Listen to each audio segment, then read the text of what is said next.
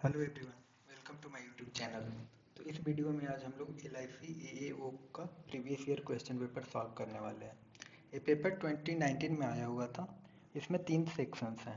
पहला है reasoning ability का, उसमें 35 क्वेश्चंस होते हैं। उसके बाद क्वांटिटेटिव एप्टीट्यूड, उसमें 35 क्वेश्चंस होते हैं। उसके बाद इंग्लिश लैंग्वेज, उसमें 30 क्वेश्चंस होते हैं।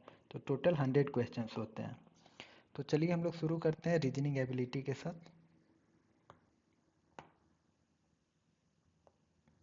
तो हम लोग सबसे पहला सेक्शन देखेंगे वो रीजनिंग होगा। ठीक है, तो स्टार्ट करते हैं क्वेश्चन नंबर 1 to 5 के साथ।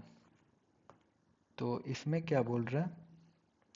इसमें बोल रहा है 10 persons ABCDEPQRSNT are sitting in a single row and all are facing to the north direction.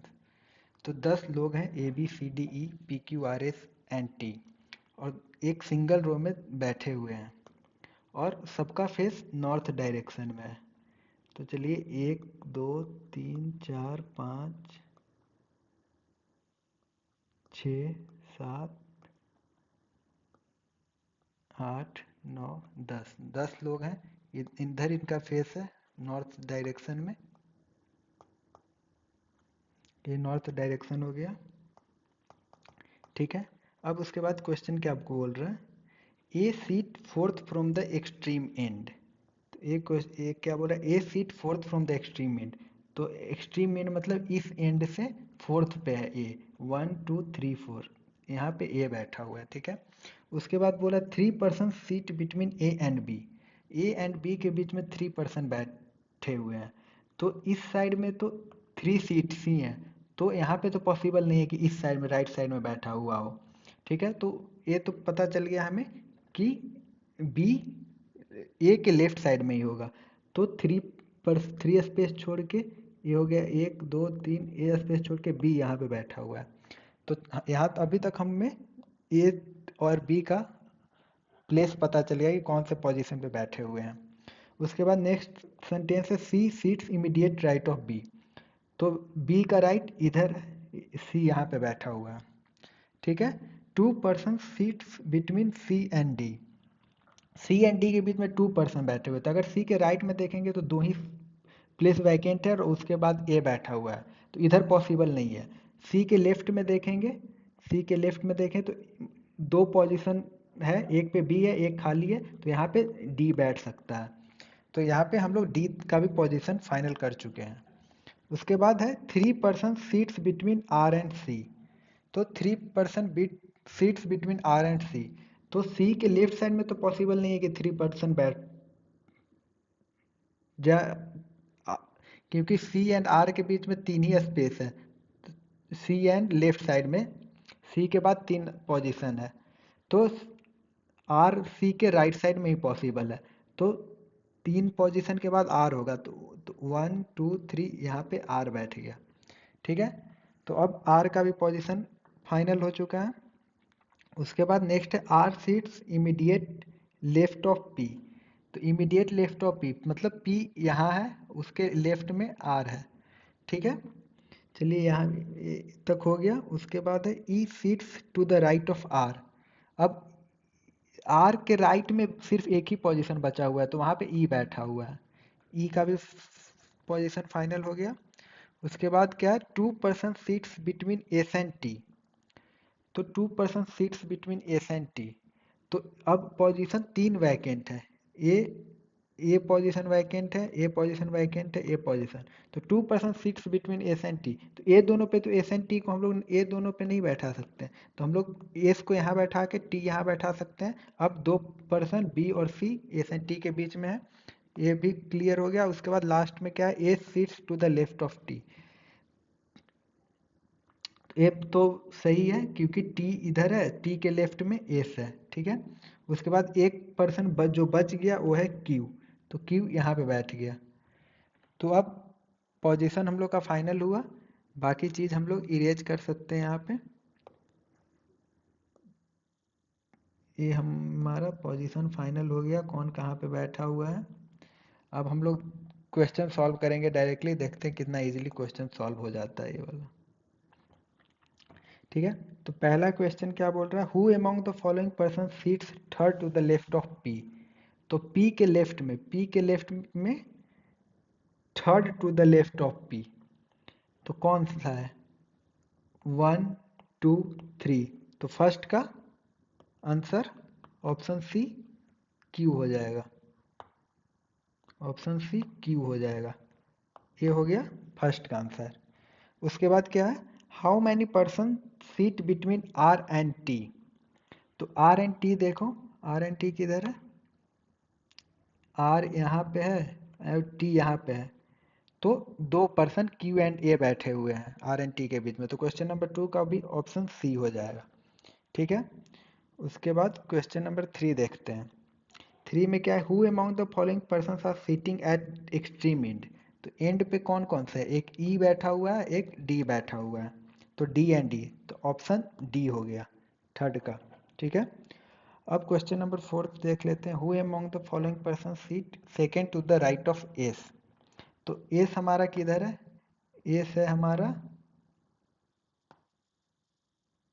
यहाँ पे।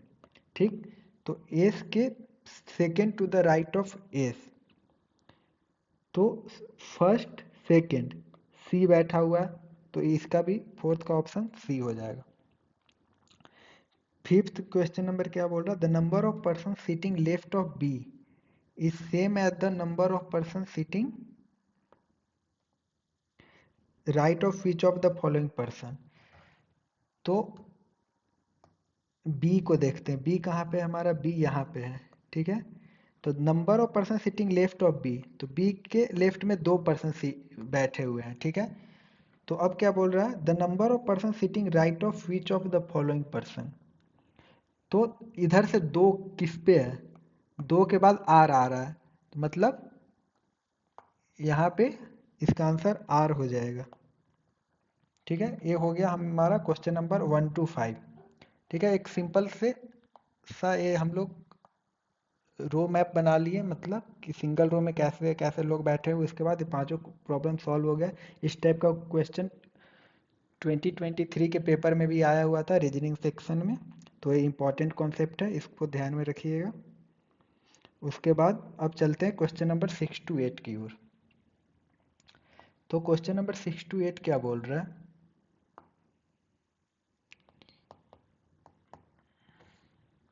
6 to 8 क्वेश्चन नंबर एक बेसिकली डायरेक्शन बेस्ड क्वेश्चन है।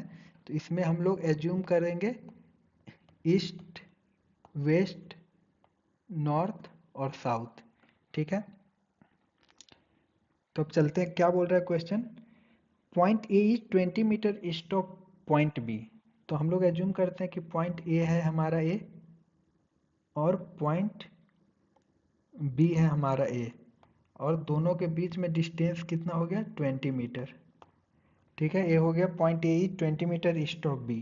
अब क्या बोल रहा है, point D is 15 metre west of point C. तो इधर भी चलते हैं, ये है पॉइंट सी हमारा, ये है पॉइंट डी, दोनों के बीच का डिस्टेंस है 15 मीटर।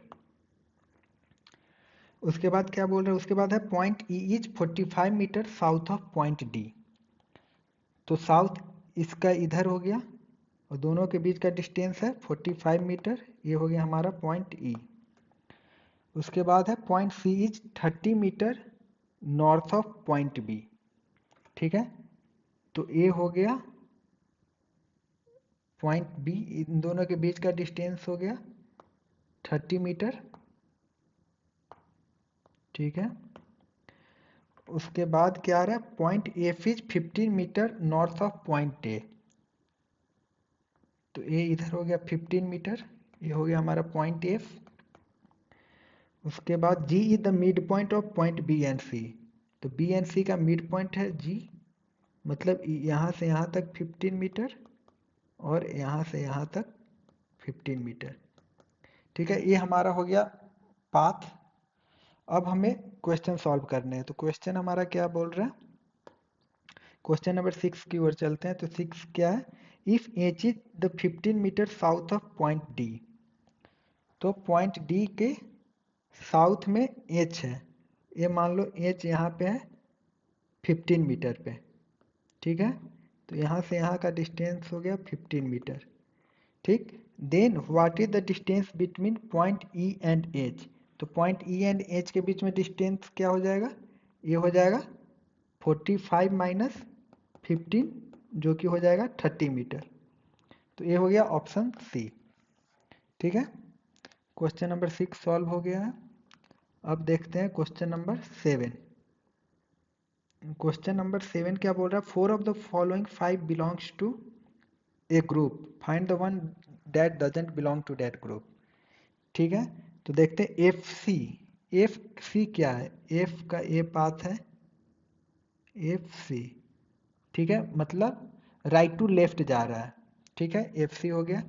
ए जी किधर है, ए जी भी यहाँ से है जी तक, ये भी राइट टू लेफ्ट जा रहा है। ठीक है, ए सी भी राइट टू लेफ्ट ही जा रहा है। ई बी इधर से मतलब लेफ्ट टू राइट जा रहा है ई बी। ठीक, और बी डी भी राइट टू लेफ्ट जा रहा है। तो एक ही ऑड वन पॉइंट है जो है ई बी, जो कि लेफ्ट टू राइट जा रहा है। तो 7 का ऑप्शन डी हो गया। ठीक है, अब क्वेश्चन नंबर 8 देख लेते हैं। In which direction and at what distance is point G with respect to point F. तो इसमें बताना है कि पॉइंट जी जो है वो पॉइंट एफ के रिस्पेक्ट में किस डायरेक्शन में है। तो ये पॉइंट एफ यहाँ पे है और पॉइंट जी यहाँ पे है। तो पॉइंट एफ के रिस्पेक्ट में ये वेस्ट में है। ठीक है, और ये दोनों का डायरेक्शन जो है वो है ये वाला 20 मीटर। ठीक है, तो ये 20 मीटर वेस्ट हो गया। तो ये हो गया ऑप्शन डी। तो ये क्वेश्चन नंबर 8 भी सॉल्व हो गया। तो हम लोग इस वीडियो में क्वेश्चन नंबर 9 to 13 तक सॉल्व करेंगे। तो ये क्वेश्चन क्या बोल रहा है, in this questions relationship between different element is shown in the statement. तो हमें एक स्टेटमेंट दिया हुआ है, उसमें डिफरेंट एलिमेंट्स के बीच में रिलेशनशिप है दिया हुआ है, जैसे ग्रेटर देन इक्वल टू है, ग्रेटर देन है, स्मॉलर देन है, और स्मॉलर देन और इक्वल टू है। ये रिलेशन जो इस स्टेटमेंट में हम लोग देख सकते हैं। तो स्टेटमेंट दिया हुआ है, उसके बाद दो कंक्लूजन्स भी दिए हुए हैं, और हमें बताना है कि वो दोनों कंक्लूजन्स उस स्टेटमेंट पे फॉलो कर रहे हैं या नहीं। और उसके अकॉर्डिंग हमें 5 ऑप्शंस दिए हुए हैं। अगर only conclusion 1 follows, if only conclusion 2 follows, if either of them follows, if neither of them follows, और इफ बोथ कंक्लूजन्स फॉलो। तो इस टाइप के प्रॉब्लम को हम लोग इनइक्वलिटीज रीजनिंग क्वेश्चंस बोलते हैं। तो इसको सॉल्व करने के लिए जो हम लोग बेसिक ट्रिक्स होगा पहले वो सीखेंगे, उसके बाद हम लोग ये जो क्वेश्चंस हैं इनको इजीली सॉल्व कर पाएंगे। तो चलते हैं हम लोग पहले बेसिक समझने। तो बेसिक्स क्या है, जैसे इनइक्वलिटीज रीजनिंग क्वेश्चंस हो गया, तो ये 4 सिंबल होते हैं, greater than, less than, greater than और इक्वल, लेस देन और इक्वल। ठीक है, उसके बाद बेसिक रूल्स क्या बोलता है, बेसिक रूल्स बोलता है if A is greater than B is greater than C, then हम लोग directly A is greater than C लिख सकते हैं। फॉर एग्जाम्पल हम लोग ऐसे देखते हैं इसको, एज्यूम कीजिए कि ए आपका 6 है। ठीक है, तो A is all greater than B है, तो बी हमारा क्या होगा, जो 6 से कम होगा, तो बी एज्यूम करते हैं 4 है। ठीक है, और सी क्या है, वो बी से स्मॉलर होगा, क्योंकि B is always greater than C. तो सी हम लोग का मान लेते हैं 3 हुआ। तो यहाँ से आप समझ सकते हैं A is always greater than C होगा। ठीक है, सिमिलरली इसको हम लोग A is greater than equal to C लिख सकते हैं, इसको हम लोग A is less than equal to C लिख सकते हैं, इसको हम लोग A is less than C लिख सकते हैं। ठीक है, तो ये बेसिक रूल हो गया। उसके बाद क्या आ जाता है, उसके बाद आ जाता है हमारे पास मिक्स्ड केसेस का। मिक्स केसेस का क्या रूल हो जाएगा, अगर एक ही स्टेटमेंट में डिफरेंट टाइप के सिंबल हो, जैसे यहाँ पे हम लोग देख सकते हैं, यहाँ पे है ग्रेटर देन इक्वल टू, यहाँ पे ग्रेटर देन है, तो इस टाइप के सिचुएशन में हम लोग कैसे सॉल्व करेंगे। तो जैसे यहाँ पे दिया हुआ है when same direction but mixed, तो हम लोग टेक द स्ट्रॉन्गर सिंबल।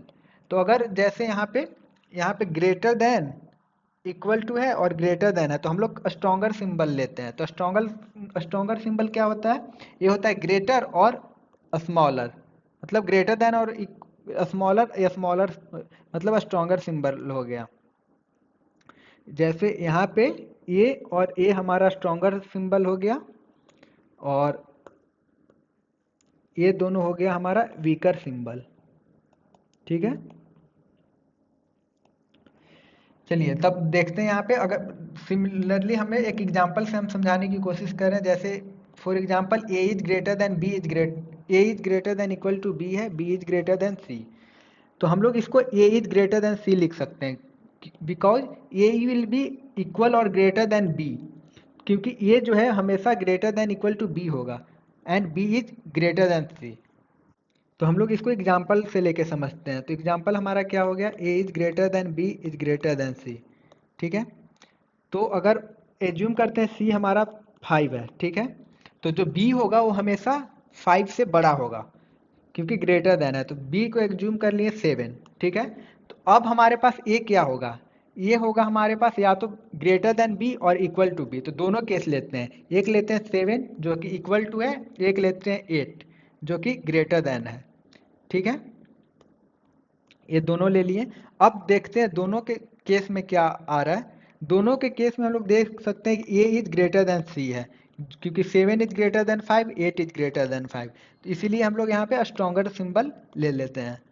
तो ए वाला केस हमें समझ में आ गया, when same direction but mixed रहेगा, तब हमने टेक द स्ट्रॉन्गर सिंबल जो कि है ग्रेटर देन और स्मॉलर देन। ठीक है, उसके बाद सेकेंड पॉइंट है व्हेन अपोजिट डायरेक्शन, अगर डायरेक्शन अपोजिट हो तब हमें चेन ब्रेक कर देना है, क्योंकि उसके बाद कोई रिलेशन नहीं होगा। उसका भी कोई एग्जांपल होगा हम लोग जैसे यहाँ पे देख सकते हैं, L is less than equal to T है जो कि ग्रेटर देन एस है। तो ये ब्रेक कर जा रहा है क्योंकि अपोजिट डायरेक्शन। तो हम लोग यहाँ पे एल और एस के बीच में कोई रिलेशन मतलब कंफर्म नहीं बोल सकते हैं। ठीक है, तो अगर हम समरी देखें तो समरी में क्या आ जाता है हमारा, समरी है कि सेम डायरेक्शन डिफरेंट स्ट्रेंथ मतलब स्ट्रॉन्गर सर्वाइव यहाँ पे। ठीक है, अपोजिट डायरेक्शन तो नो रिलेशन। ये हो गया हमारा मिक्स्ड केसेस का रूल। ठीक है, उसके बाद है इक्वल का रूल। इक्वल का रूल क्या बोलता है कि just take the other symbol. तो यहाँ पे इक्वल रूल क्या बोल रहा है कि जैसे a is equal to B is greater than equal to C है, तो हमेशा a is greater than equal to C. इसको एग्जाम्पल से समझते हैं। तो अगर एज्यूम करते a 5 है, b a is equal to b है, तो b भी 5 होगा। अब c के पास दो ऑप्शन है, c या तो इक्वल टू b हो सकता है या ग्रेटर देन b। तो दोनों ले लेते हैं, एक लेते हैं इक्वल टू 5 और एक ग्रेटर देन b जो कि 6 होगा। तो इस केस में हम लोग देख सकते हैं कि ये जो a है वो आइदर इक्वल टू है और ग्रेटर देन है। तो ये हो गया a is greater than equal to C. तो आप समझ गए, अगर इक्वल वाला सिचुएशन रहे तो हमें take the other symbol. Similarly इसमें हमने अदर सिंबल ले लिया। ठीक है, ये हो गया इक्वल रूल। उसके बाद एक लास्ट में आ जाता है आइदर और केसेज का। आइदर और केसेज में क्या होता है, ये सीधे रिवर्स रहते हैं। जैसे वन केस बोल रहा है कि A is greater than equal to B है and the other says A is less than B. तो ये कॉन्ट्राडिक्टरी स्टेटमेंट है कि ये या तो greater than equal to B होगा या ये स्मॉलर देन बी होगा। तो ये तो पॉसिबल ही नहीं है। तो ऐसे केस में दोनों में से कोई एक ही सही हो सकता है। ठीक है, जैसे यहाँ पे क्वेश्चन नंबर 12 दिया हुआ है, v is greater than equal to S और S is greater than v। तो ये दोनों में से कोई एक ही पॉसिबल हो सकता है। तो उस केस में हमें क्या लेना है, आइदर और, मतलब या तो कंक्लूजन 1 पॉसिबल है या तो कंक्लूजन 2 पॉसिबल है। तो हम लोग बेसिक समझ चुके हैं। अब हम लोग चलते हैं क्वेश्चन नंबर 9 की ओर, इसको सॉल्व करेंगे अब हम लोग। तो क्वेश्चन नंबर 9 में एक स्टेटमेंट दिया हुआ है, उस स्टेटमेंट को हम लोग देख सकते हैं। ये है हमारा स्टेटमेंट और उसके बेसिस पे दो कंक्लूजन है, A is greater than L and B is greater than equal to K. अब हमें बताना है कि इसमें कौन सा कंक्लूजन को फॉलो करता है जो स्टेटमेंट हमारा दिया हुआ है। तो पहले कंक्लूजन को लेकर चलते हैं, A is greater than L. तो हम लोग स्टेटमेंट में देख सकते हैं ए जो है greater than equal to L होगा, ये हमेशा होगा। ठीक है, तो हम लोग इससे हम लोग कंक्लूजन क्या निकाल सकते हैं कि ये जो होगा वो greater than equal to L होगा। तो ये पॉसिबल है कि ए इक्वल टू एल भी हो सकता है। तो हम लोग ये जो कंक्लूजन है A is greater than L, इसमें हम लोग गारंटीड नहीं बोल सकते हैं कि ये हमेशा ए इज ग्रेटर देन एल होगा। तो ये हमारा कंक्लूजन फेल कर गया। तो ऑप्शन कंक्लूजन 1 फेल कर गया। ठीक है, और कंक्लूजन 2 क्या है, ये है B is greater than equal to K. तो हम लोग यहाँ पे देख सकते हैं हमारा यहाँ पे क्या दिया हुआ है, हमारा यहाँ पे है जो b और k के बीच में हमें रिलेशन फाइंड करना, तो ये है हमारा b से k के बीच में। तो हम लोग यहाँ पे क्या देख रहे हैं, हम लोग देख रहे हैं k is greater than equal to L है, is less than N is less than equal to B. हम लोग यहाँ पे देख रहे हैं सिंबल रिवर्स है, रिवर्स सिंबल है, पहला ग्रेटर देन इक्वल टू है, इधर लेस देन इक्वल टू। तो हम लोग अभी अभी पढ़े थे when opposite direction chain breaks no relation. तो हम लोग को के एंड बी के बीच में कोई कनेक्शन नहीं मिला, मतलब कोई रिलेशन नहीं मिला, तो ए भी फॉलो नहीं करेगा। तो क्वेश्चन नंबर 9 में दोनों कंक्लूजन फॉलो नहीं कर रहे हैं, तो ये हो जाएगा हमारा ऑप्शन डी। ठीक है, तो ये क्वेश्चन नंबर 9 सॉल्व हो गया। अब देखते हैं क्वेश्चन नंबर 10।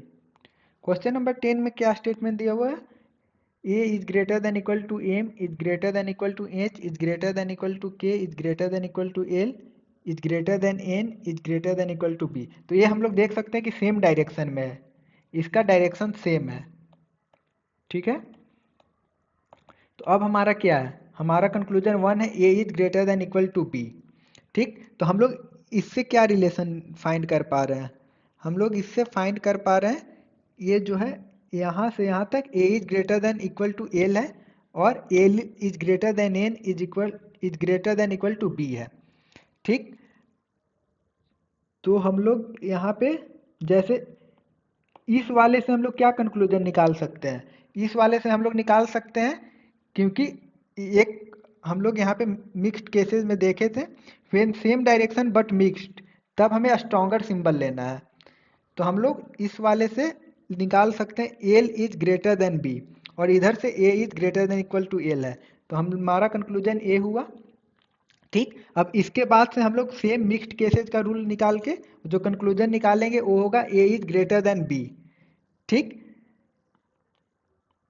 तो हमारा कंक्लूजन क्या था, A is greater than equal to B. तो जब हमारा A is greater than B आ रहा है, तो ये पॉसिबल है ना कि A is greater than equal to B भी ट्रू होगा, क्योंकि ये हमारा A is greater than B है ऑलवेज।